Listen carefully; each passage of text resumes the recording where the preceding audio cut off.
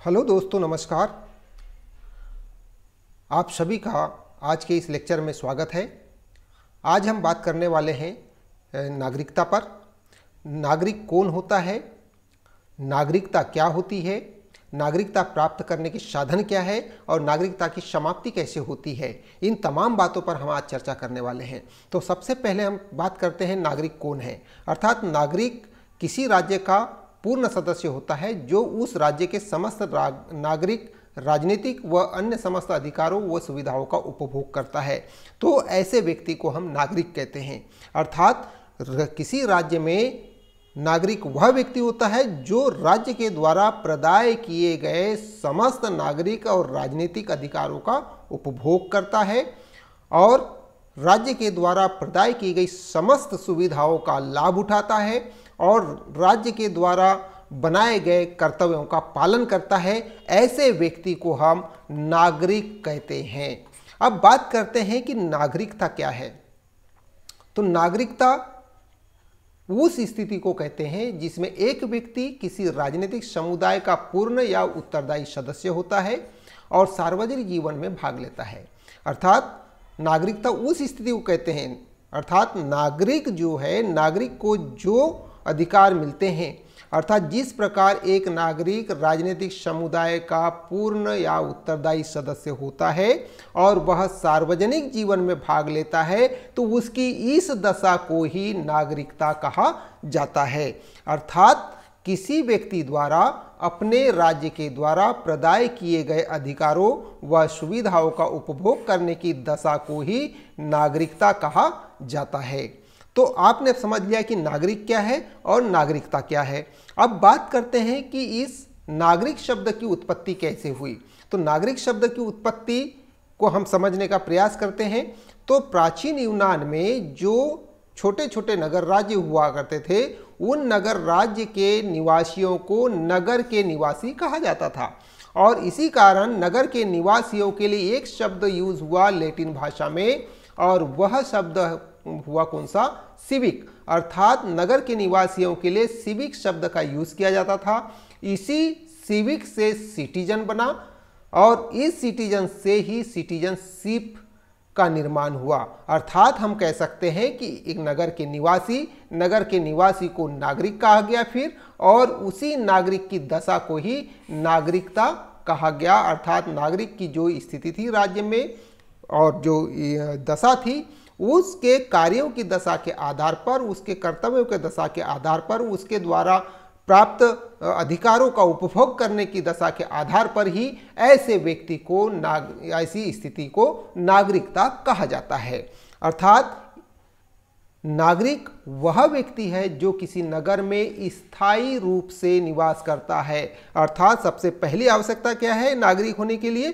कि नागरिक वह व्यक्ति होता है जो किसी नगर में स्थायी रूप से निवास करता है और नागरिकता उस व्यक्ति के नगरवासी होने की स्थिति का प्रमाण है। अर्थात वह व्यक्ति उस नगर में रहता है, इसका यह प्रमाण है नागरिकता। तो आप अब स्पष्ट रूप से समझ गए होंगे नागरिक और नागरिकता को। अब बात करेंगे कि नागरिकता और नागरिक दोनों की परिभाषाएं विभिन्न विचारकों ने अपने अपने स्तर पर दी है। तो प्राचीन यूनान के एक दार्शनिक अरस्तु ने भी नागरिक की परिभाषा देते हुए कहा है कि नागरिक राज्य में वह व्यक्ति है जिसको राज्य के प्रबंध विभाग और न्याय विभाग में भाग लेने का पूरा अधिकार होता है। अर्थात अरस्तु ने कहा कि जो व्यक्ति राज्य के प्रबंध विभाग में और न्याय विभाग में भाग लेता है वह व्यक्ति राज्य का नागरिक होता है। लास्की ने नागरिकता को परिभाषित करते हुए कहा है कि अपनी शिक्षित बुद्धि को लोकहित में प्रयोग करना ही नागरिकता है। अर्थात लास्की ने कहा कि किसी भी राज्य का जो नागरिक है वह अपनी शिक्षित बुद्धि को यदि लोकहित में यूज करता है, प्रयोग करता है, तो ऐसी स्थिति को या ऐसी दशा को नागरिकता कहा जाएगा। गेटेल ने भी परिभाषा देते हुए कहा है नागरिकता की कि नागरिकता किसी व्यक्ति की उस स्थिति को कहते हैं जिसके अनुसार वह अपने राज्य में साधारण एवं राजनीतिक अधिकारों का उपभोग कर सकता है और कर्तव्यों का पालन करने के लिए सदैव तैयार रहता है। ऐसे व्यक्ति को उस राज्य का नागरिक कहा जाता है और ऐसे नागरिक की उसी कर्तव्य निष्ठा को या उसी दशा को, उसी परिस्थिति को नागरिकता शब्द से जाना जाता है। अब बात करेंगे कि नागरिकता का विकास कैसे हुआ। आज वर्तमान समय में जो हम नागरिक और नागरिकता शब्द को जानने का या उस प्रयास करते हैं, उसका हम अध्ययन करते हैं, तो सबसे पहले हमको ये देखना पड़ेगा कि वास्तव में नागरिकता का विकास कैसे हुआ।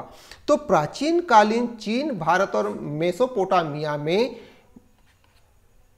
राज्य के जो भी निवासी होते थे उनके लिए प्रजा शब्द का यूज किया जाता था, अर्थात राज्य के समस्त निवासियों को प्रजा कहा जाता था।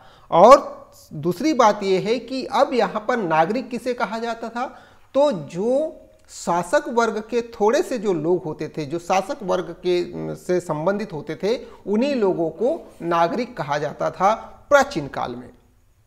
प्राचीन यूनान में यदि हम देखें तो प्राचीन यूनान में भी नागरिक उन व्यक्तियों को कहा जाता था जो कानून निर्माण में भाग लेते थे, अर्थात जो लोग कानून निर्माण प्रक्रिया में भाग लेते थे उन्हीं को नागरिक कहा जाता था प्राचीन यूनान में।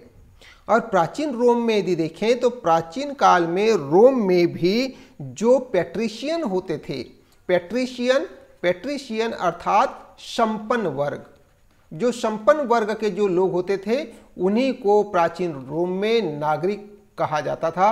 बाकी किसी को भी नागरिक नहीं माना जाता था, उन्हें प्रजा मान लिया जाता था। तो इस प्रकार से धीरे धीरे यानी उस प्राचीन समय में ये स्थितियां थी नागरिक और प्रजा के रूप में। अब बात करेंगे कि नागरिकता का आधुनिक समय में विकास कैसे हुआ। तो 1688 में एक इंग्लैंड में गौरवपूर्ण क्रांति होती है और उस गौरवपूर्ण क्रांति में ही सबसे पहले नागरिक अधिकारों की बात की जाती है। इसके बाद 1789 में फ्रांस में एक क्रांति होती है जहां पर जीवन, स्वतंत्रता और समानता जैसे अधिकारों की बात होती है और इन अधिकारों के साथ ही नागरिक शब्द की उत्पत्ति होती है। नागरिक शब्द को यूज किया जाता है और इस प्रकार से यहां से विकास होते हुए धीरे धीरे आज वर्तमान समय में हम नागरिक और नागरिकता दोनों शब्दों का अध्ययन करते हैं और एक देश के निवासियों को नागरिक कहा जाता है। ये इन्हीं 1688 की गौरवपूर्ण क्रांति और 1789 की फ्रांस की क्रांति का परिणाम है कि आज राज्यों में निवास करने वाले प्रत्येक व्यक्तियों को या उसके स्थायी निवासियों को नागरिक कहा जाता है और उनकी इसी दशा को नागरिकता के नाम से जाना जाता है। अब हमने ये देख लिया कि नागरिक कौन है, इसको हमने समझ लिया। अब बात करेंगे कि नागरिक कौन नहीं है, किसे हम नागरिक नहीं कहेंगे। तो जिसे हम नागरिक नहीं कहते हैं वो कौन कहलाता है, विदेशी कहलाता है। जिसको हम नागरिक नहीं कहते मतलब वो क्या है, विदेशी है। तो अब विदेशी शब्द को समझने के लिए हमको उसके 3 प्रकारों को समझना पड़ेगा कि आखिर ये विदेशी क्या है। तो विदेशी को 3 शब्दों से इसकी व्याख्या की गई है। विदेशी की सबसे पहला शब्द है इसका निवासी विदेशी, दूसरा है अस्थायी विदेशी और तीसरा है राजदूत। अर्थात विदेशी के लिए 3 शब्दों का यूज होता है। तो इनको तीनों को हम समझते हैं एक एक करते हुए। तो पहला है निवासी विदेशी। अब निवासी विदेशी हम किसे कहेंगे? निवासी विदेशी का आशय यह है कि कोई विदेश का व्यक्ति किसी दूसरे राज्य में लंबे समय से यदि निवास कर रहा है, लंबे समय से रह रहा है, तो ऐसे व्यक्ति को हम निवासी विदेशी कहते हैं। जबकि उसे भले ही उसको राज्य की नागरिकता प्राप्त नहीं हुई है, लेकिन वह लंबे समय से देश में रह रहा है, तो ऐसे व्यक्ति को हम निवासी विदेशी कहते हैं। क्योंकि निवासी विदेशी इसलिए कहते हैं क्योंकि उसे अभी राज्य की नागरिकता या देश की नागरिकता अभी प्राप्त नहीं हुई है। दूसरा है अस्थायी विदेशी। अस्थायी विदेशी से आशय है कि वह व्यक्ति जो कुछ समय के लिए विदेश गया है और या कोई विदेश का व्यक्ति भारत में कुछ समय के लिए आया हुआ है, जैसे वो पढ़ाई के लिए आ सकता है, वह व्यापार के लिए आ सकता है, वह घूमने के लिए आ सकता है, पर्यटन के लिए आ सकता है, तो ऐसे व्यक्ति को अस्थायी विदेशी कहते हैं, क्योंकि वह एक टाइम लिमिट के अंदर ही उसे अपने देश को वापस जाना पड़ता है। तो जो कुछ समय के लिए आते हैं, चाहे व्यापार के लिए हो या किसी भी काम के लिए हो, तो ऐसे व्यक्ति को अस्थायी विदेशी के नाम से जाना जाता है। अब राजदूत किसे कहेंगे? राजदूत से आशय है कि किसी राज्य के द्वारा अन्य राष्ट्र या अंतर्राष्ट्रीय संगठन अथवा अंतर्राष्ट्रीय संस्था में अपने देश का प्रतिनिधित्व करते हैं, ऐसे व्यक्ति को हम राजदूत के नाम से जानते हैं। अर्थात प्रत्येक देश दूसरे देशों में या दूसरी अंतर्राष्ट्रीय संस्थाओं में अपने राजदूत नियुक्त करते हैं, तो ऐसे व्यक्ति को राजदूत कहा जाता है जो विदेशी के श्रेणी में आता है, क्योंकि उसे उस राज्य की नागरिकता प्राप्त नहीं होती है। वह कुछ समय के लिए सरकार के द्वारा वहां नियुक्त किया जाता है और पुनः फिर वह अपने देश को वापस आ जाता है, इसलिए उसे विदेशी की श्रेणी में रखा जाता है, लेकिन उसके लिए शब्द यूज होता है राजदूत। अब बात करेंगे कि राज्य विहीन व्यक्ति कौन होता है। राज्य विहीन व्यक्ति मतलब जो राज्य में है ये नहीं, या जिसको राज्य में नहीं है ऐसा माना जाता है, तो राज्य विहीन व्यक्ति कौन है उसको हम समझने का प्रयास करते हैं। अब राज्य विहीन व्यक्ति वह होता है जिसे किसी भी राज्य की नागरिकता प्राप्त नहीं होती है, अर्थात वह किसी भी राज्य का नागरिक नहीं होता है। ऐसे व्यक्ति को राज्य विहीन व्यक्ति कहा जाता है। अब इसको समझते हम, देखिए उदाहरण के माध्यम से। जैसे मान लिया जाए भारत की कोई स्त्री है और उसने अमेरिका के पुरुष से यदि उसने विवाह कर लिया है, तो विवाह करने पर भारत की नागरिकता उसकी समाप्त हो गई और अमेरिका की नागरिकता अभी उसी को मिलने को है, मतलब मिली नहीं है। अर्थात अब यहाँ से उसकी नागरिकता समाप्त हो गई, लेकिन यहाँ की नागरिकता अभी मिलने को है। तो ऐसी स्थिति में वह जो स्त्री है वह किसी भी राज्य की नागरिक नहीं है, तो ऐसे व्यक्ति को हम राज्य विहीन व्यक्ति के नाम से जानते हैं। तो ये होता है राज्य विहीन व्यक्ति, मतलब ऐसी कुछ स्थितियां होती है कि जब उसके पास किसी भी राज्य की सदस्यता नहीं होती है, किसी भी राज्य का नागरिक वो नहीं होता है, तो उसे कहते हैं हम राज्य विहीन व्यक्ति। अब बात करते हैं कि नागरिकता की विशेषताएं क्या हैं। इतनी चीजें पढ़ने के बाद, उसकी परिभाषाएं हो या उसके अर्थ हो, उसको पढ़ने के बाद कुछ विशेषताएं दिखाई देती है। वो विशेषताएं क्या क्या है? तो सबसे पहली विशेषता यह है कि नागरिकता की प्राप्ति राज्य में ही हो सकती है, अर्थात जहां राज्य है वही उसी राज्य में नागरिकता की प्राप्त होगी, क्योंकि उस राज्य का निवास करने वाला जो व्यक्ति है वह उस राज्य का नागरिक होगा, तो उसकी उस दशा को हम नागरिकता कहेंगे। दूसरी विशेषता है कि नागरिकता का आशय है राजनीतिक समुदाय के राजनीतिक सामाजिक जीवन में सहभागिता। नागरिकता का आशय ये है कि कोई भी व्यक्ति या कोई नागरिक जब राजनीतिक समुदाय में प्रवेश करता है या राजनीतिक सामाजिक जीवन में प्रवेश करता है या उन अधिकारों का उपभोग करता है, तो ऐसी दशा को नागरिकता भी कहा जाता है। तीसरी विशेषता है कि नागरिक होने के नाते व्यक्ति को राज्य में अधिकार व कर्तव्यों की प्राप्ति होती है, अर्थात नागरिक को ही उस राज्य में जिस राज्य का वो नागरिक है उसे राज्य के द्वारा प्रदान किए गए अधिकार और कर्तव्य प्राप्त होते हैं। चौथी विशेषता है कि नागरिक वह है जो राज्य में मत दे सकता है तथा विभिन्न राजनीतिक पदों पर नियुक्त होने का अधिकारी होता है। ऐसे व्यक्ति को भी हम नागरिक कहते हैं। तो ये हो गई इसकी कुछ विशेषताएं। अब बात करते हैं कि नागरिकता की प्राप्ति कैसे होती है, नागरिकता को प्राप्त करने के साधन कौन कौन से हैं। तो सबसे पहला साधन है नागरिकता को प्राप्त करने का जन्मजात अर्थात इसको दो भागों में समझा जा सकता है कि नागरिकता को प्राप्त करने के साधन में जन्मजात क्या है। तो जन्मजात से आशय है इसके दो रूपों में हम इसको समझने का प्रयास करेंगे। एक तो है वंश अथवा रक्त संबंध का सिद्धांत। वंश या रक्त संबंध के सिद्धांत, और दूसरा होगा जन्मजात का सिद्धांत। इसे समझिएगा कि ये क्या है। तो जन्मजात का जो साधन है एक, उसको दो श्रेणियों में बांटा जाता है। एक है वंश अथवा रक्त संबंध का सिद्धांत, अर्थात इसका आशय ये है कि कोई माता पिता किसी भी राज्य के हो, चाहे हम देख लेते हैं भारत के संदर्भ में, देख लेते हैं कि भारत के संदर्भ में ये माता पिता हैं दोनों, इनकी भारत में ये निवास करते हैं, भारत के ये नागरिक हैं, और इनकी जो उत्पन्न संतान जो होगी वह स्वतः ही भारत की जन्म लेते ही भारत की नागरिकता इनको प्राप्त हो जाएगी, नागरिकता प्राप्त हो जाएगी। अर्थात किसी भी राज्य के नागरिक माता पिता की उत्पन्न संतान उस राज्य की नागरिक स्वतः ही हो जाएगी, जन्मजात हो जाएगी। तो ऐसी नागरिकता को हम जन्मजात या वंश रक्त संबंध के आधार पर मानते हैं। दूसरा सिद्धांत है जन्मजात का सिद्धांत। जन्मजात का सिद्धांत चाहे माता पिता किसी भी राज्य के हो, लेकिन उनकी उत्पन्न संतान जिस राज्य में पैदा होती है, जिस राज्य में उसका जन्म होता है, उस राज्य की नागरिकता उसे जन्म के आधार पर प्राप्त हो जाती है। तो ऐसे सिद्धांत को हम जन्मजात सिद्धांत के नाम से जानते हैं। तो दो बातें आपने समझ ली कि किसी राज्य के नागरिक माता पिता से उत्पन्न संतान को स्वमेव ही नागरिकता प्राप्त हो जाती है, और यदि दूसरा सिद्धांत ये कहता है कि माता पिता चाहे किसी भी देश के हो, लेकिन उनकी संतान जिस देश में जन्म लेती है उस संतान को उस राज्य की नागरिकता स्वतः ही प्राप्त हो जाती है। क्योंकि देखिए, जब ये किसी भी क्षेत्र में जन्मा होगी, एक राज्य में यदि जन्म लेता है तो चाहे वह हॉस्पिटल में जन्म होगा तो हॉस्पिटल से उसको जन्म का प्रमाण पत्र मिलता है, तो जन्म प्रमाण पत्र मिल गया, इसका मतलब ये है कि वो नागरिक है।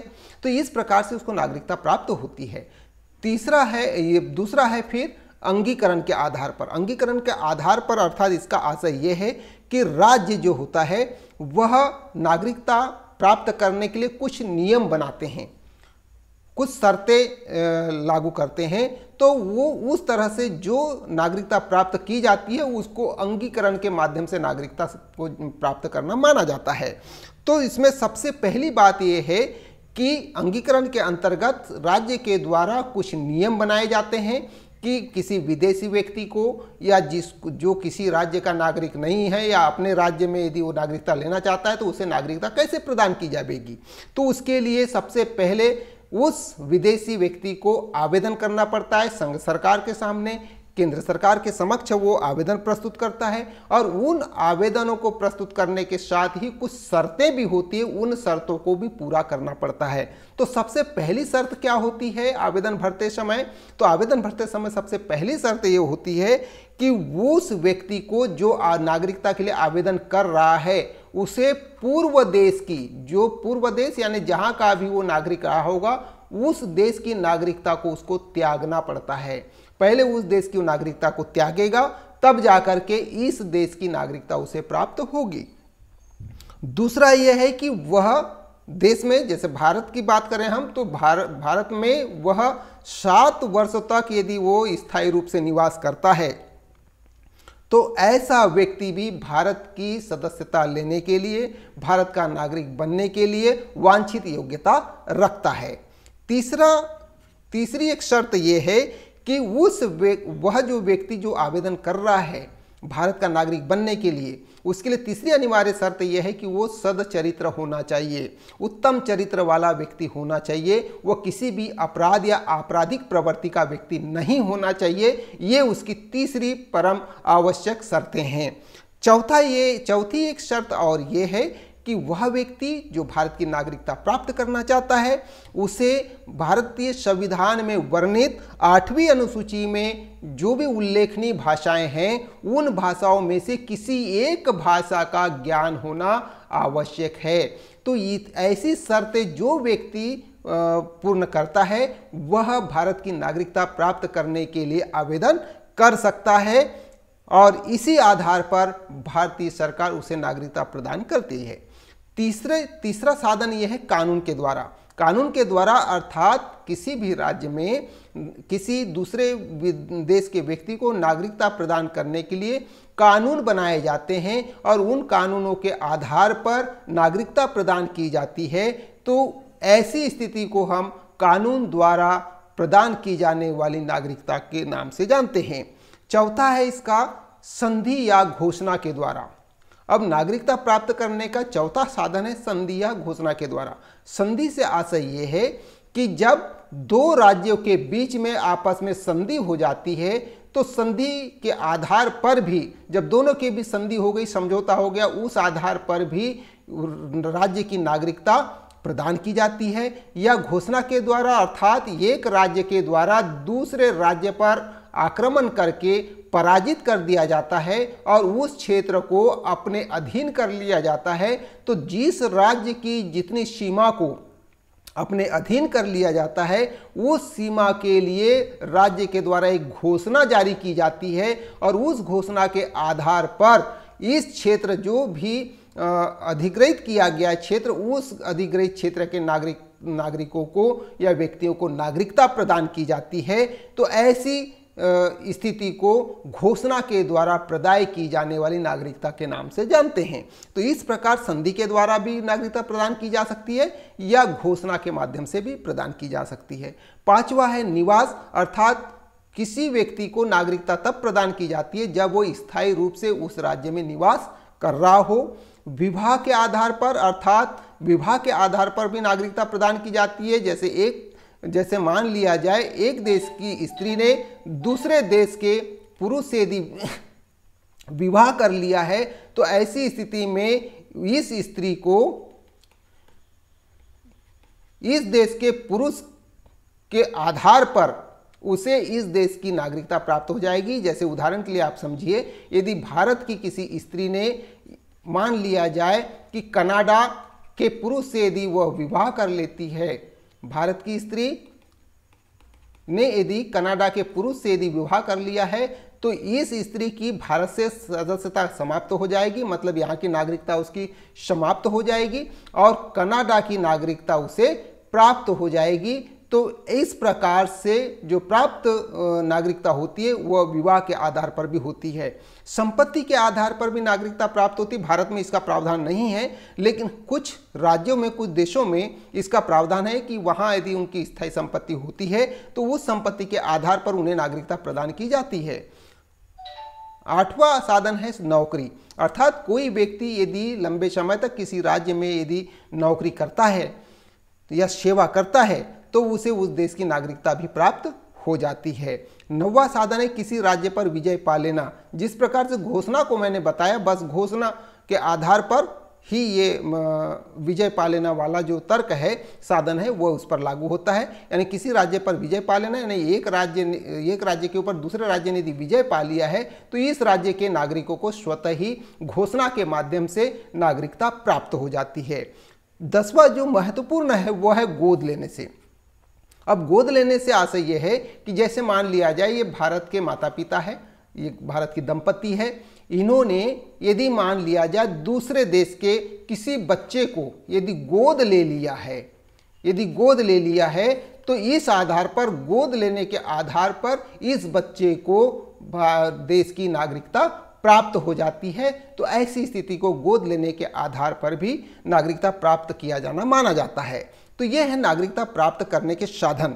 अब बात करते हैं कि नागरिकता की समाप्ति कैसे होती है, कैसे समाप्त किया जाता है नागरिकता को। तो सबसे पहला नागरिकता समाप्ति का जो साधन है वह है नागरिकता का त्याग। यदि कोई व्यक्ति अपनी स्वेच्छा से उस राज्य की नागरिकता को यदि त्यागना चाहता है तो वह ऐसा कर सकता है। वह सरकार की अनुमति से उस राज्य की नागरिकता को त्याग सकता है। विवाह के माध्यम से, जब एक स्त्री ने दूसरे देश के विदेशी पुरुष से यदि विवाह कर लिया है तो ऐसी स्थिति में भी उसकी नागरिकता का त्याग हो जाता है, उसकी नागरिकता समाप्त हो जाती है। अनुपस्थिति, यानी कोई व्यक्ति यदि लंबे समय तक अनुपस्थित रहा हो, जैसे मान लिया जाए भारत का कोई नागरिक है और यह व्यक्ति मान लिया जाए अमेरिका गया या किसी भी देश में चला गया, विदेश चला गया, और वो एक निश्चित समय के लिए जाता है, लेकिन जैसे मान लिया जाए वो 1 माह के लिए गया तो 1 माह के अंदर उसे वापस भी आना पड़ता है। लेकिन ये मान लिया जाए 6 माह तक यदि वापस आया ही नहीं, लंबे समय तक अनुपस्थित है, तो ऐसी स्थिति में भी इस व्यक्ति की नागरिकता स्वतः ही समाप्त हो जाती है। और ऐसी स्थिति को लापरवाही भी कहा जाता है। व्यक्ति की जो लापरवाही जो होती है, उस लापरवाही के आधार पर नागरिकता समाप्त हो जाती है। चौथा है इसका नागरिकता समाप्ति का जो साधन है वह है विदेशी सम्मान। यदि कोई व्यक्ति सरकार की अनुमति के बगैर यदि विदेशी सम्मान प्राप्त करता है तो ऐसी स्थिति में भी उसकी नागरिकता समाप्त की जा सकती है। पांचवा है देशद्रोह। कोई व्यक्ति यदि सेना से भाग जाता है, सेना से यदि कोई व्यक्ति भाग गया है तो ऐसी स्थिति में भी राज्य उसकी नागरिकता को समाप्त कर सकता है। यदि कोई व्यक्ति सेना की नौकरी से या सेना से भागकर विदेश चला गया तो उसकी भी सदस्यता स्वतः ही समाप्त हो सकती है। तो ये है नागरिकता समाप्ति के साधन। तो इस प्रकार हमने देख लिया कि नागरिकता प्राप्त करने के साधन भी हमने देख लिया और नागरिकता कैसे समाप्त होती है ये भी हमने देख लिया। तो इस प्रकार से ये पूरा हमने चैप्टर देख लिया नागरिकता का, कि नागरिक कौन है, नागरिकता क्या है, उसके प्राप्ति के साधन क्या है और समाप्ति कैसे होती है। तो आप लोगों को ये वीडियो अच्छा लगा हो, आपको यदि वीडियो अच्छा लगा हो तो इसे अपने दोस्तों तक शेयर करें और इसे दूसरों तक शेयर भी करें और लाइक भी करें। Thank you.